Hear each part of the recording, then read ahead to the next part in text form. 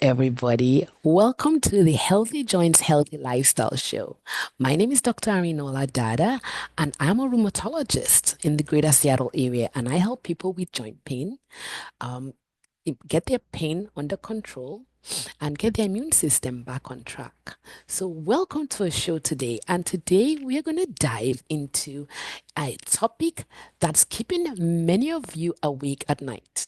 So, we're going to talk about the nighttime gout attacks, and we're going to answer the burning question: why does gout pain strike hardest when you're trying to get some sleep? Okay, so before we get dive in, I am gonna give a big shout out to our amazing Facebook community, the hashtag Got Gout support group. So it is a one-stop hub for round the clock support. We give life-changing tips. It's a place where fellow gout warriors can share their wins and their challenges. So join us today because fighting gout is easier with a tribe. Okay, we are going to get right into this gout and the nighttime ambush. So I saw like 4 patients yesterday, and it was the same story. Each one of them had gout attacks at night. And I thought, you know what? It's time for us to talk about this, especially why does it happen and how to prevent it from happening. So, have you ever felt like gout has this personal grudge against your sleep and you're not imagining it? The studies actually show that you're more likely to get a gout attack, 2.4 times more likely to get a gout attack when you're sleeping. So, and why is that? Well, there are actually 3 reasons why. So, as you know, I'm going to go back. As you know, the reason why we have gout, right, is because your body is making much more uric acid than you can get rid of. And the uric acid is coming from purines, and purines are found part of the body, also part of the foods that you eat. And a lot of the time, it's not all the food, it can be genetically predisposed. So you could be genetically predisposed to getting gout. So we're going to put that aside and now get back to the 3 reasons why gout seems to want to keep interrupting your sleep. So one, it's the temperature. Right, it is known that gout attacks occur more likely in your toe, but the reason why is even the daytime, your toe is one of the coldest joints. Uric acid that forms the gout crystals tends to precipitate and form crystals in the coldest joint. You know what happens when you're sleeping? The temperature drops. So when you're sleeping, your temperature drops, your toe is actually one of your coldest joints. And so the gout tends to form crystals and attack your joint, usually your toe. Second, when you're breathing, the breathing betrayal. Who knew breathing was going to be a betrayal when it comes to gout? But yes, when you're breathing, your breathing slows down. And your carbon dioxide, you're supposed to be breathing that out, it gets retained. And when carbon dioxide gets retained, albeit very minimally, your blood acidity goes down. So it becomes a little more acidic. Your pH goes down and you become a little more acidic.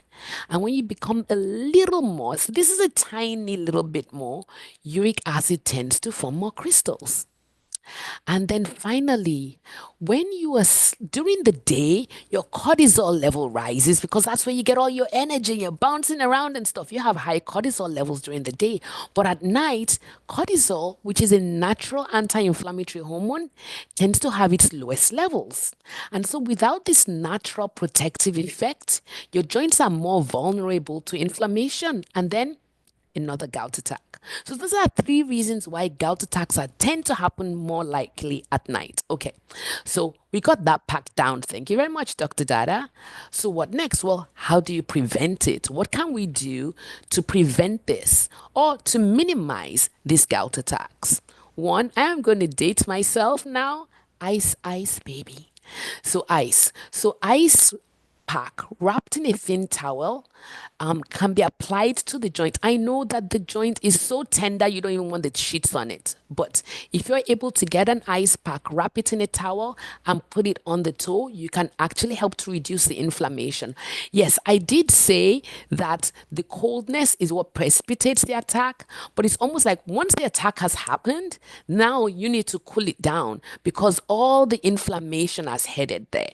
So now you have to do the opposite thing to what you say, oh, should you hit it? No, you should actually actually chill it. And so you want to put an ice wrapped in towel because you don't want any skin burns from ice, and you want to apply that to the foot.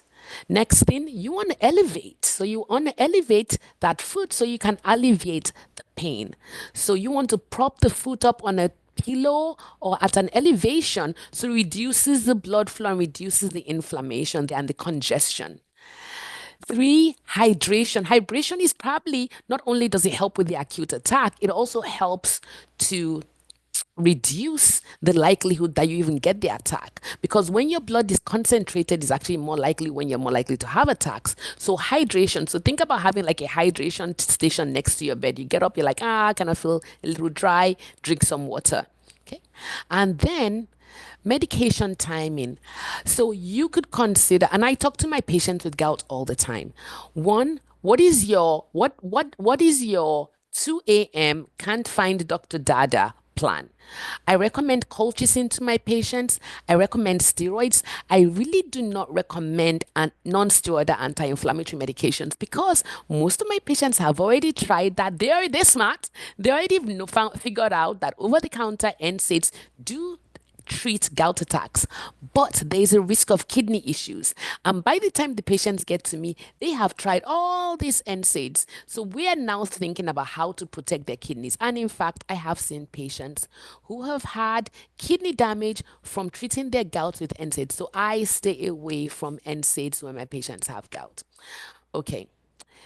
What are the things that we can do to prevent gout? I think we've talked about that a lot on a lot of our other videos, but I'm going to go through that again. One, shellfish shut down. I told my patient the other day, never again shellfish, and he was not happy. But I had to say, hey, you can eat other fish, but just avoid the shellfish, okay? Fructose, high fructose corn syrup. We have to say goodbye to the sugary drinks with high fructose corn syrup. They are notorious for increasing uric acid levels. You want to drink about 8 to 11 cups of fluid a day. And I'm just going to say water. Unless you're an older person with a low sodium issue, you should talk to your doctor. Otherwise, you probably have no reason why you couldn't drink 8 to 11 cups of water per day. Water is the most valuable player when it comes to flushing out that uric acid. And then regular exercise, obviously not when you're having a gout attack. So regular exercise helps you to maintain a healthy weight, and it helps to keep that uric acid in check. So we have a challenge coming up, and here's your chance to take control of your gout story. So I am challenging you to try these strategies for just 1 week. Keep a gout journal where you track your pain levels, track your sleep quality, and track any nighttime attacks. Share your progress on our Got Gout Facebook group and use the hashtag Healthy Joints Challenge and the hashtag Got Gout. I will be selecting the most inspiring transformation, and the winner will receive a personalized gout management plan from moi. So let's turn the page of your pain and let's turn that into progress. So remember, you're not in this fight alone. Okay, understanding the science behind the nighttime gout attacks and arming yourself with the right tools can reclaim your sleep and your life. So, in this episode, I hope that you got a light bulb moment and that you can help spread the word. Share this gout video with any fellow gout warriors. Touch that subscribe button and join our hashtag Got Gout group, Facebook group, for any daily tips and a community that truly gets it. So until next time, my name is Dr. Arinola Dada. Thank you for watching the Healthy Joints, Healthy Life. And remember that the healthy life starts with healthy joints. Let's conquer gout together. Take good care.